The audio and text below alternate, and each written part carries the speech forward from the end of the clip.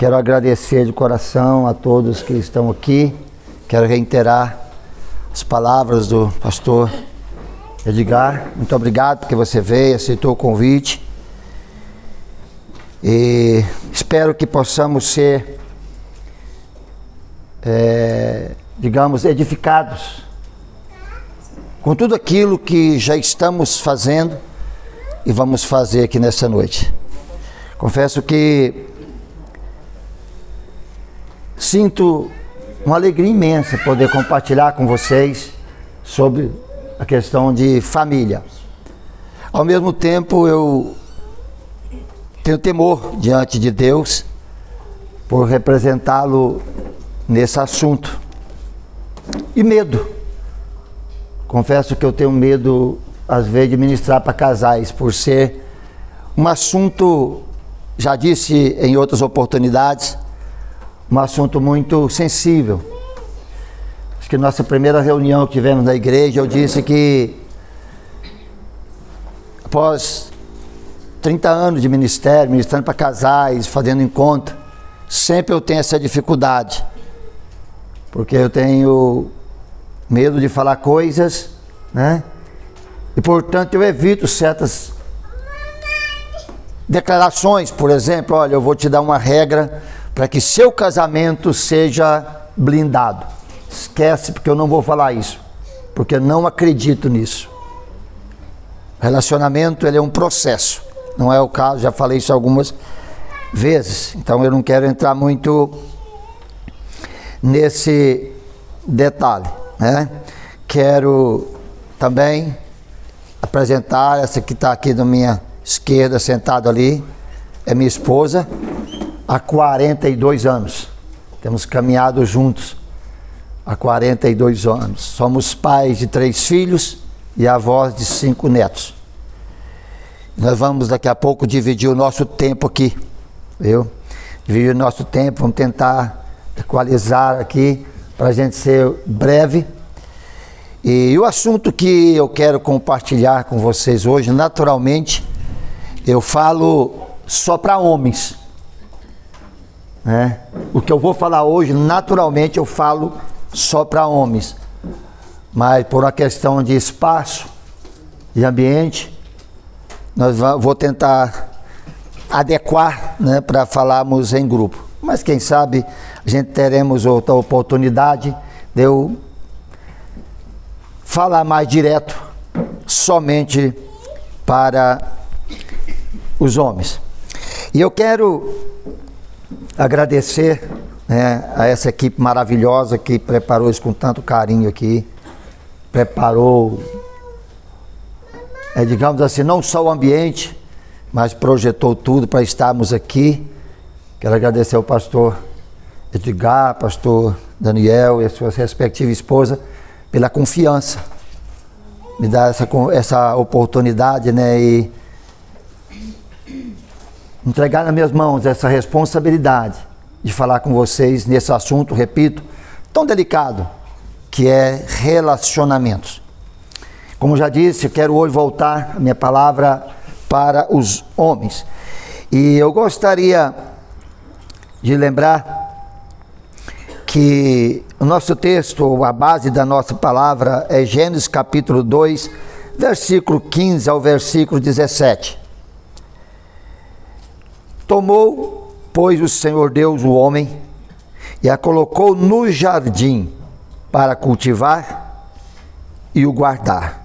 E o Senhor lhe deu esta ordem: de toda a árvore comerás livremente, mas da árvore do conhecimento do bem e do mal não comerás, porque no dia em que dela comeres, certamente morrerá. Por que eu estou lendo esse texto? Porque aqui foi onde tudo começou. Às vezes, quando eu falo para casais, falo para família, eu deixo claro, é impossível eu pensar em família, em relacionamento e tudo mais, sem eu voltar para Gênesis capítulo 2. Eu quero voltar um pouquinho de Gênesis 2. Por exemplo, partindo do homem imaginário. Em Gênesis 1, 26, a Bíblia vai dizer: disse o Senhor Deus, façamos o homem à nossa imagem e à nossa semelhança.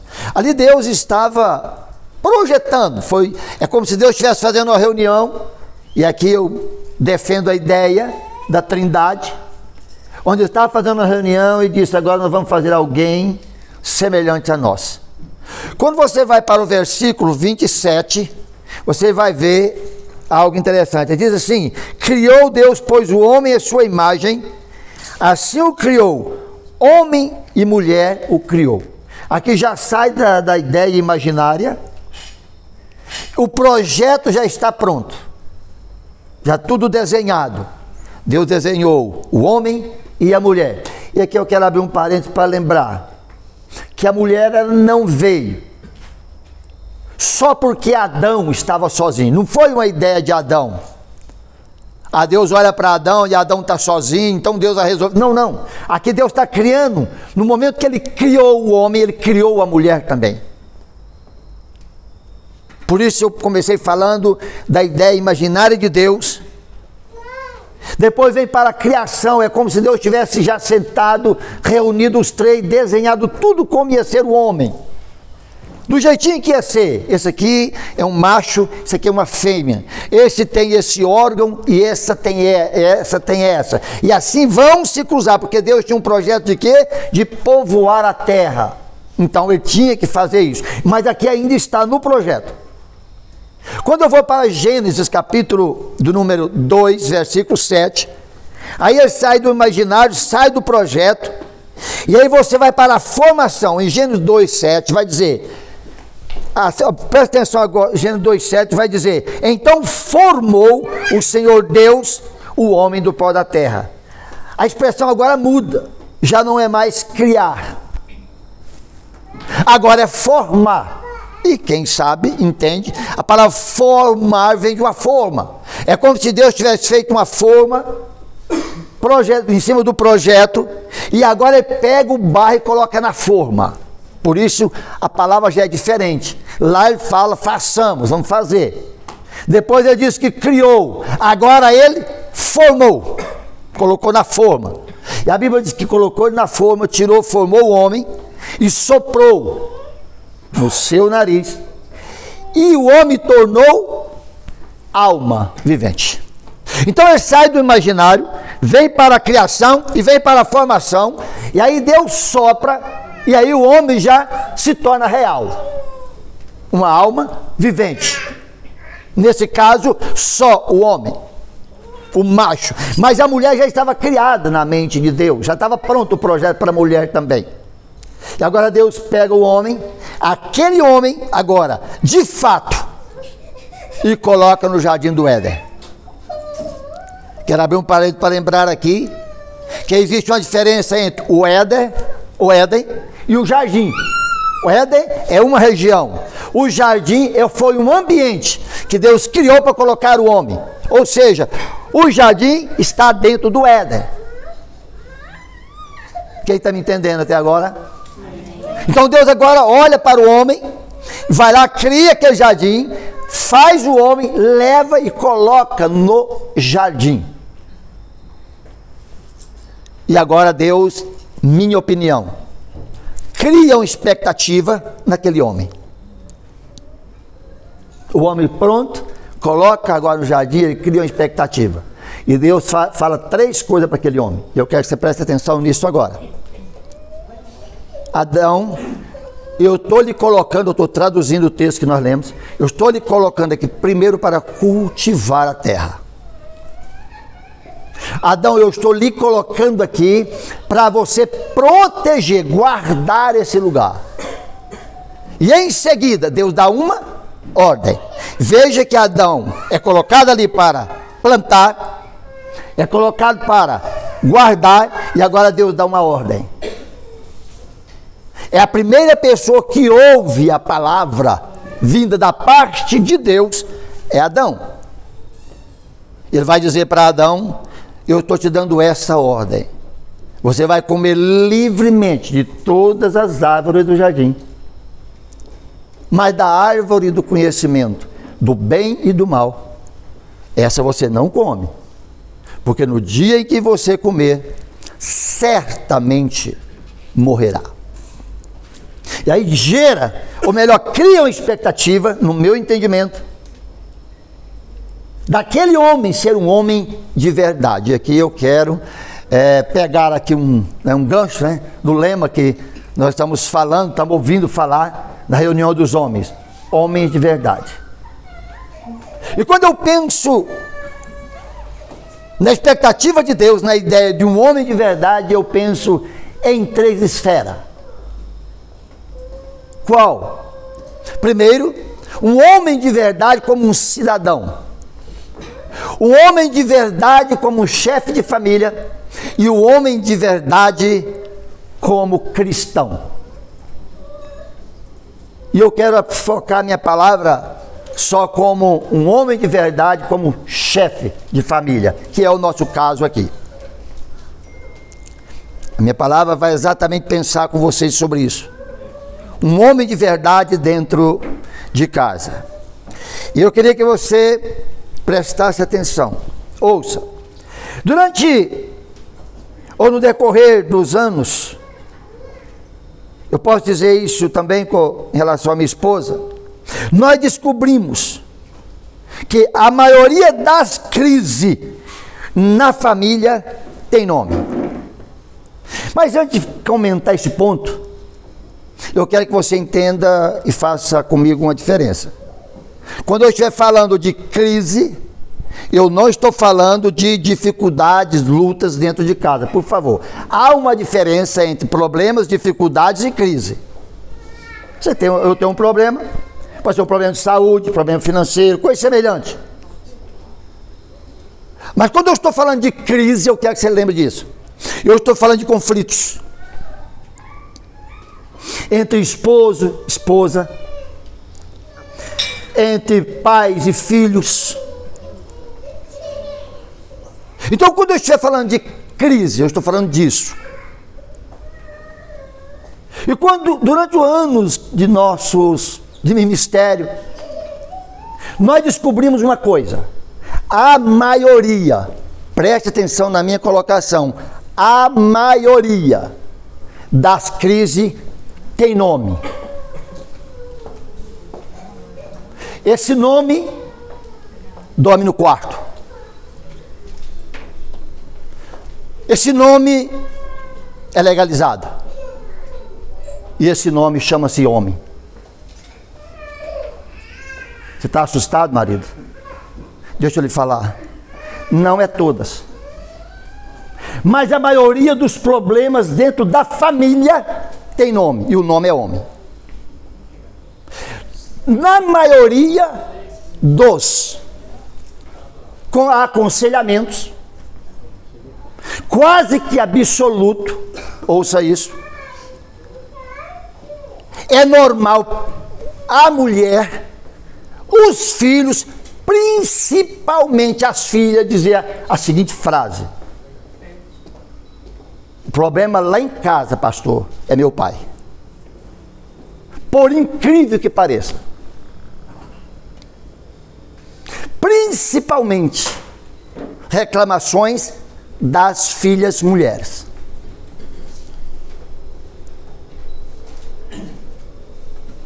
Naturalmente, quando os filhos vai falar dos problemas, ou melhor, das crises em casa, lembra que não é problema, é crise.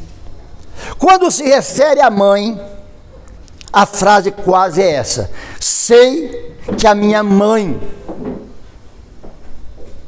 não é aquela pessoa, mas tem uma coisa: a minha mãe é sofrida. Como ela sofre? De que maneira? É quase que geral. Já viu meu pai humilhar a minha mãe sempre? A minha mãe é uma batalhadora. A minha mãe é isso, a minha mãe é isso. Eu não sei qual é o problema, mas é isso e isso. Mas o meu pai, deixa eu falar uma coisa. Um dos primeiros ministros no Brasil, pastor no Brasil, que abraçou a ideia de Ministério de Casais foi Jaime Kemp, ou Jaime Kemp, como você entender. Tive a honra de estar com aquele homem lá em Águas de Lindóia, no ano de 1998, se eu não estou enganado. Estive lá com ele. E eu comprei um livro daquele homem, não, alguns livros. E aquele homem tinha um livro e naquele livro ele fala algo interessante. Pesquisa, ele afirma quase o que eu estou dizendo. E ele usa uma frase que eu nunca esqueci. Você quer ser amigo dos seus filhos, maridos que está aqui, cuide bem da mãe deles. Deixa eu repetir isso aqui. Você quer ter um bom relacionamento com seu filho em casa? Cuide da mãe deles. Você pode dar o que você quiser para o seu filho. Você pode ser o melhor pai para o seu filho. Você pode dar tudo o que seu filho quiser. Se você maltratar a mãe dele, ele se torna seu inimigo. Mas hoje, mas amanhã, você vai ver quem ele vai ser. Isso é fato. Homens, cuidado. Que as grandes crises, isso é fato, maiores crises, não todas, mas a maioria delas está relacionado ao marido. Segunda coisa que eu quero compartilhar com você. Dificilmente, ouça o que eu vou lhe dizer, dificilmente as crises chegam aos tribunais ou aos gabinetes vindo de uma família que tem um homem de verdade. Deixa eu repetir isso aqui. Dificilmente as crises que chegam nos gabinetes pastorais ou nos tribunais vêm de um lar onde tem um homem de verdade. Por quê, pastor? Porque o lar que tem um homem de verdade, quando começa a crise, ele senta e ele resolve o problema. Não estou falando que não tem dificuldade. Separe isso aí, por favor. Não precisa ajuda? Precisa. Mas dificilmente você vê pessoas com crise, aquela família está com crise, você vai sentar com o marido, anda com o marido, conversa com ele, você vai perceber que o problema está mais nele do que na mulher. Deixa eu falar uma coisa pessoal minha agora. Mulher é inteligente. Mulher que tem um marido, homem de verdade, ela não abre mão dele de jeito nenhum, queridos. Ela vai até a última consequência. Agora tem uma coisa, se ela perceber que ele não é homem de verdade, ela não tem problema de trocar também. E aí não precisa chamar Jesus para colocar no meio não, tá? Se ela não quiser, nem Jesus faz. Porque ela precisa querer e ele precisa querer também. Foi dito aqui. No dia que eu for fazer casamento, eu não faço casamento de um, é de dois. A mulher é inteligente. Ainda mais com tanta falta de homem de verdade. Hoje a mulher que tem um homem de verdade, meu filho, ela não abre mão dele de jeito nenhum, ela vai até a última consequência. Ela pega no bigode da outra, mas não diz, não toma porque isso aqui é meu. Amém. Agora tem uma coisa, filho, se ele for, abre aspas, calça frouxa, ela fica doida que ele vai embora. Vai com Deus.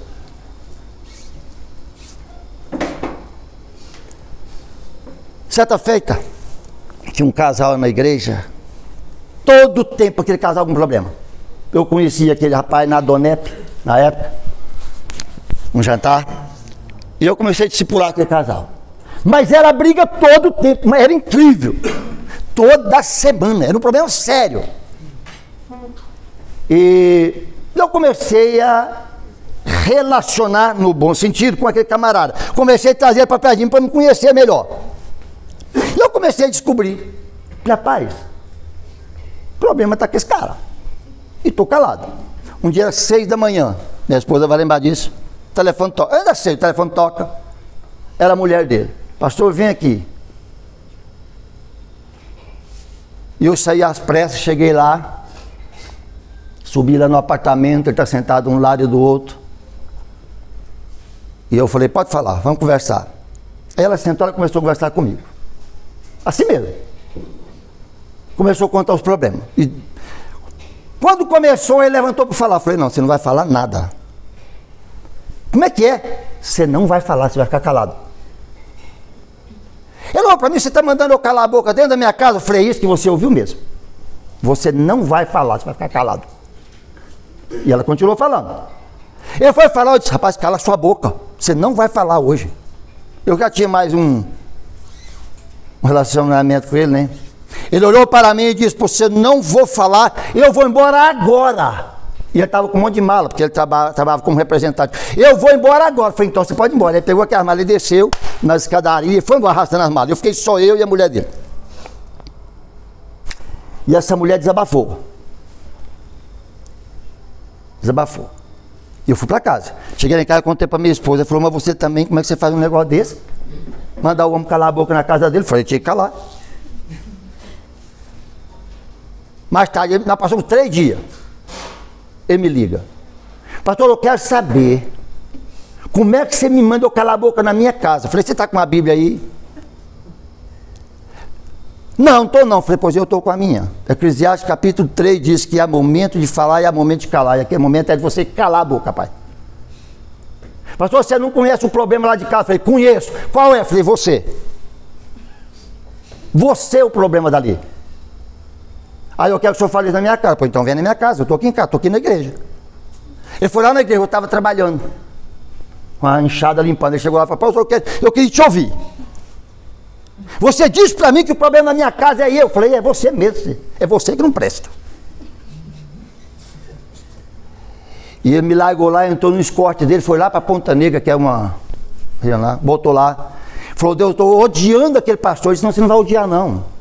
Ele está certo, é você que não presta, você tem que mudar de vida. Você que tem que ser homem.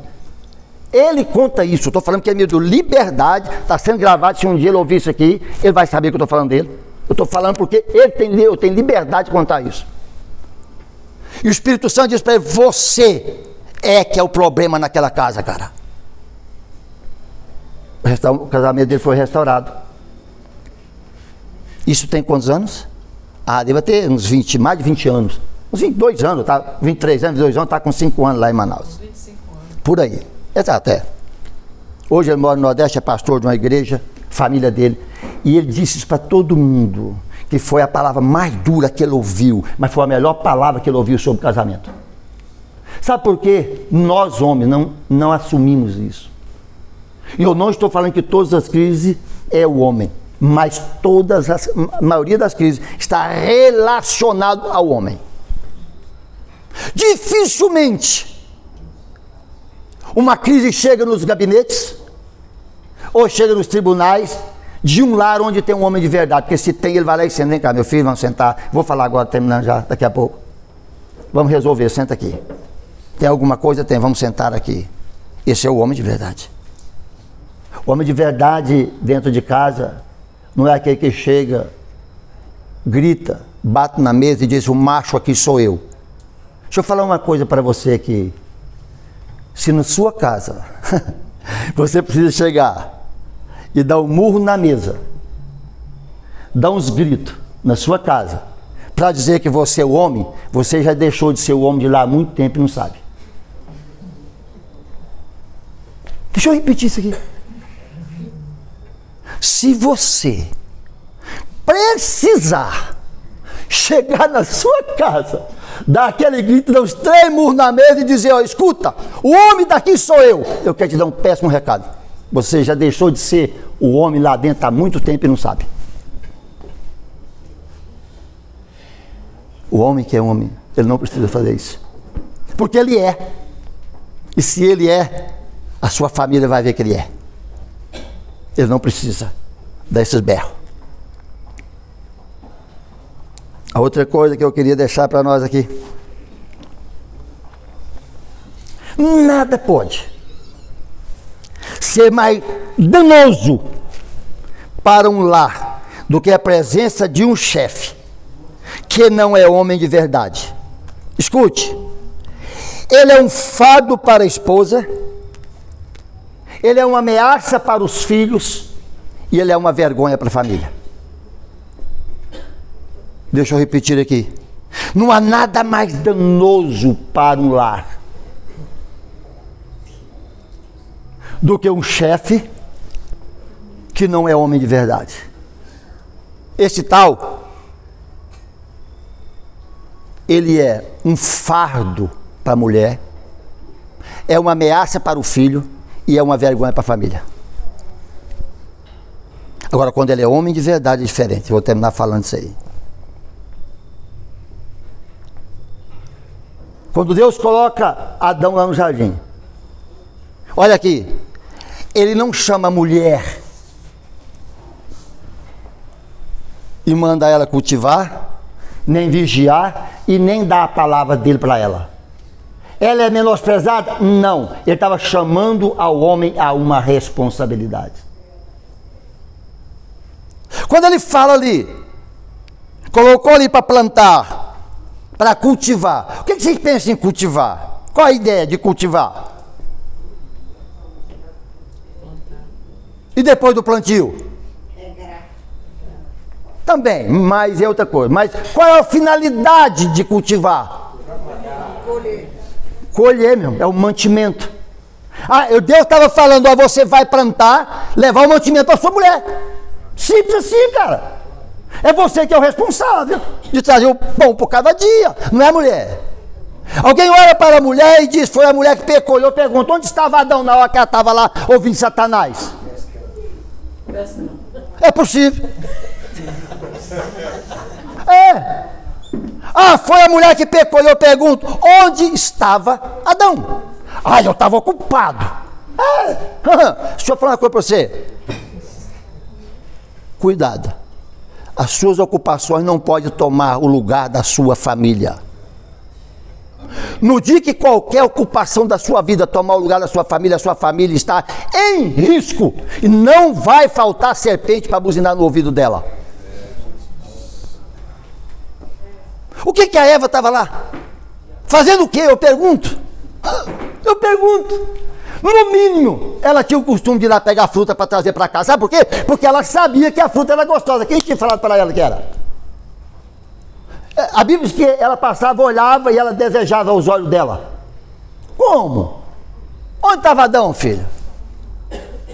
Segundo, Deus falou, você vai ficar ali, você vai cultivar, você vai guardar. Guardar quem, meu irmão? Será que Deus estava, na sua opinião, Deus estava preocupado com o jardim? Quem guardava o jardim, no modo geral, irmãos? Éden quer dizer monte de Deus, lugar de encontro com Deus. Adão não era capaz de guardar jardim. Deus estava dizendo para Adão guardar a família dele. Guarda, você é o guardião daqui, cara. Aí o homem deixa a mulher exposta. Satanás está lá buzinando no ouvido dela. Daí? E daí? Quer dizer uma coisa para você, tem um bocado de serpente lá no trabalho, por lá, ó, buzinando no ouvido da sua mulher, tá bom? Você dá esse recadinho para você ficar mais atento. E Deus disse, entrega a palavra para ele. Depois, quando a mulher vai falar da palavra com Satanás, a palavra já está distorcida. Alguém já notou? Porque Deus diz para não comer da árvore do conhecimento do bem e do mal. Quando Satanás está conversando com ela, ela disse que não é para comer e nem para tocar. De onde ela tirou isso, irmão?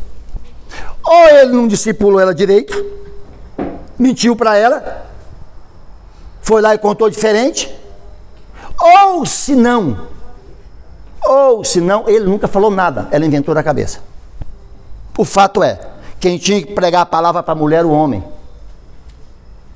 Maridos que está aqui, principalmente você que conhece a palavra de Deus, esse é o papel do sacerdote em casa, tá?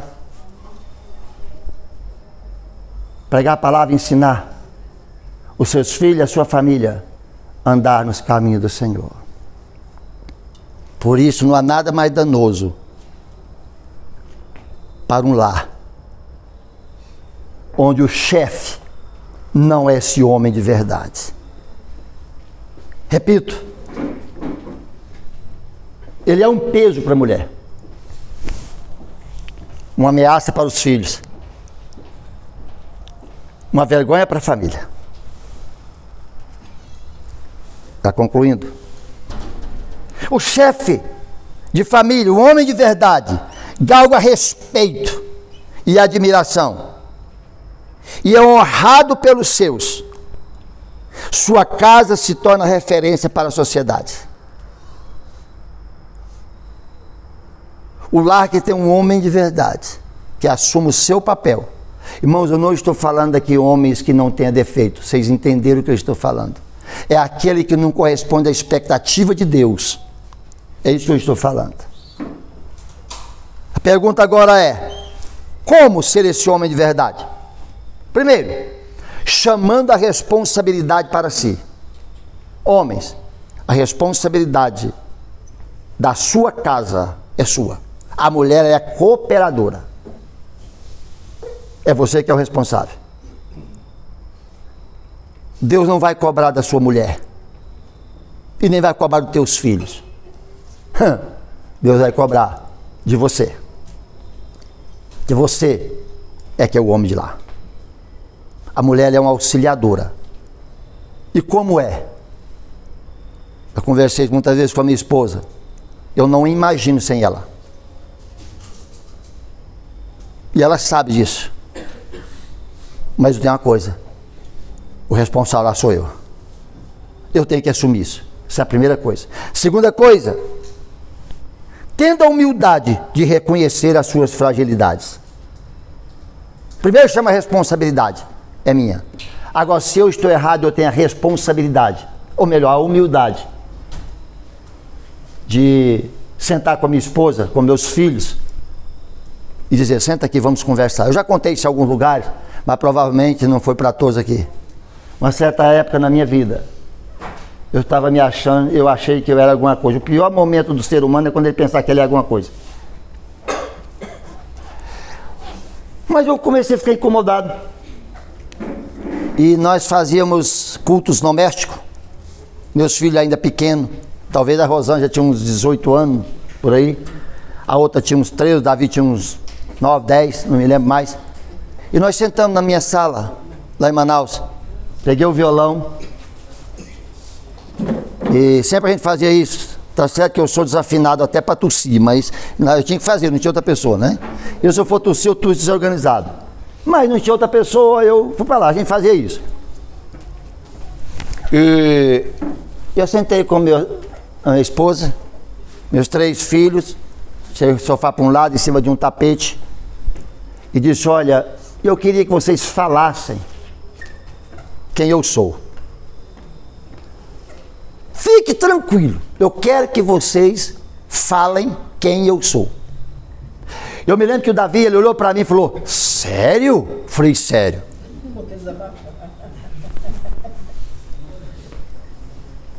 E eles falaram.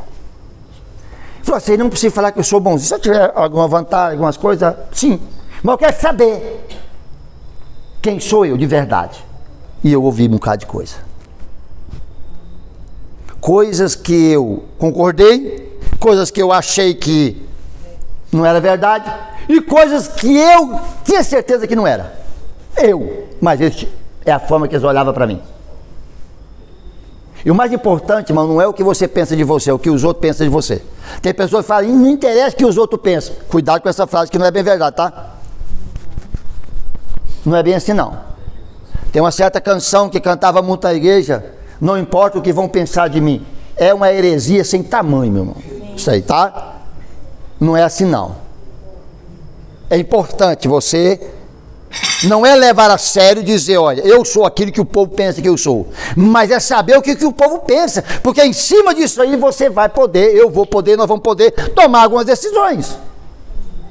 Tenha humildade de perguntar às pessoas sobre você.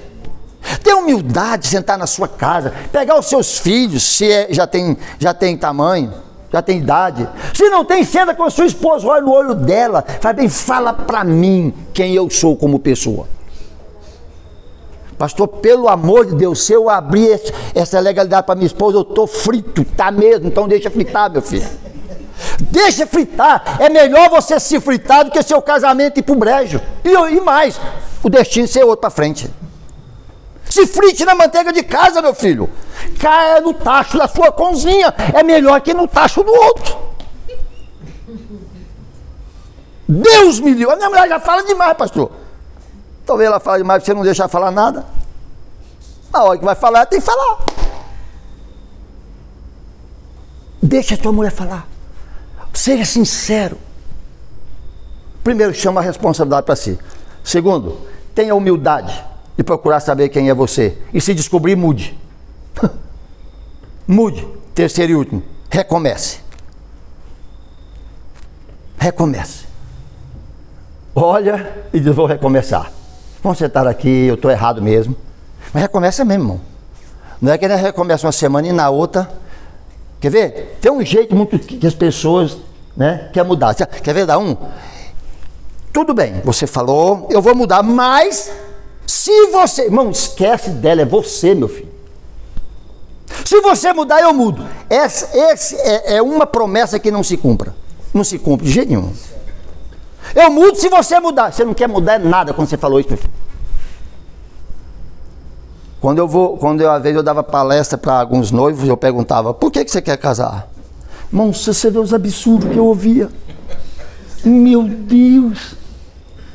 Tinha uns que levantavam e falavam, eu quero casar, pastor, porque eu não aguento ficar lá na minha casa, minha mãe e meu pai buzinam no meu ouvido, o tempo todo, já não aguento maquiar a matraca, falando mal da mãe dela do pai. Eu quero casar porque todo mundo que casa fica rico. Eu não sei onde os caras achavam isso, cara.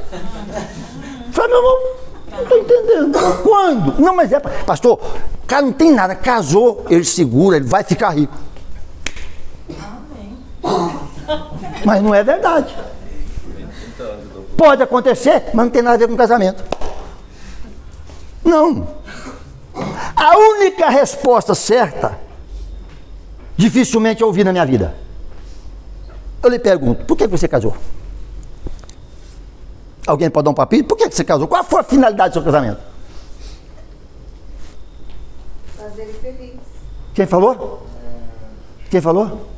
Ou ela, acho que ela já ouviu isso um dia, mas se não ouviu, tá ouvindo agora. Mas 26 anos a gente já perdeu uma coisinha. Tá certo. Irmão, sabe qual é a razão de você casar e alguém casar para ser feliz? Não é para ser feliz, querido. Ah, eu vou casar porque eu quero ser feliz. Esquece. Casa para fazer o outro feliz. Porque se você casar para fazer o outro feliz, você vai ser feliz. Se você casar para ser feliz, você vai sempre esperar e falar, venha. E o casamento é doação. Você tem que se doar todos os dias. Então, recomece. Repense o seu casamento. Repense. Eu não sei porque as pessoas se separam. Ah, eu separei porque o casamento não deu certo, mas casa de novo. Eu não entendo. É por isso que Paulo disse, se você casou, então, se você largou, então não casa mais, pô. Se não está dando certo, não casa. Ah, não, mas eu casei, eu vou casar, eu largo. Por quê? Porque não está dando certo. Casamento é isso. Mas casa outra vez. Não entendo isso, irmão. Eu não entendo. Quero aqui encerrar. Espero que a minha esposa seja mais branda do que eu. Tá bom? Queridos, em todo momento eu sou grato a Deus pela vida de vocês. Tenha disposição. E eu quero terminar com a frase. Escute. O homem de verdade ou perfeito, como queira, são os que, apesar das suas fraquezas, encaram a vida e a adversidade de frente, sempre chamando a responsabilidade para si. E eu termino com essa frase. O romantismo, talvez você estava aqui esperando, poxa, pastor, eu estava aqui nesta noite, esperando uma palavra assim romântica, né? Para sair daqui e já ir logo para nós ir para o hotel. Que bom, eu gosto de pensar assim também. Mas o romantismo, a semelhança de um buquê de flor no dia dos namorados, murcham e seca no dia seguinte, caso não haja fundamento e princípio. Deixa eu repetir isso aqui, que eu quis dizer com isso aqui. O romantismo é lindo, desde que seja baseado em princípios e valores. Sem isso, não passe em um buquê de flor que amanhã está murcho e joga fora, e o lixeiro leva. Certa feita, pastor muito amigo meu estava num encontro de casais em Caldas Novas. Há muitos anos atrás, ele me contou isso. E no meio da palestra, tinha um casal na frente. Tinha uma piscina. Não vai fazer isso não, tá? Tinha uma piscina. E o cara levantou e disse: eu quero declarar o meu amor pela minha esposa. O meu saiu correndo, com terno e tudo, pulou dentro da piscina, num frio quase de 5 graus. Todo molhado lá dentro, parecendo um pinguim balançando. Eu estou declarando o meu amor para você. Semana seguinte, ele estava lá no gabinete falando que ia separar. E eu me lembro que aquele pastor disse: não seria mais bonito se chegasse e falasse: hoje estou com um problema no meu casamento e quer que você me ajuda? Não. Ele declarou o amor de todo mundo e foi lá pedir para me ajudar no divórcio. Aquele mesmo casal. Que Deus nos abençoe e que nós possamos ter aprendido alguma coisa nesta noite sobre relacionamento. Espero que a minha esposa tenha um bálsamo para curar as feridas. Que Deus abençoe. Fique na paz. É com você.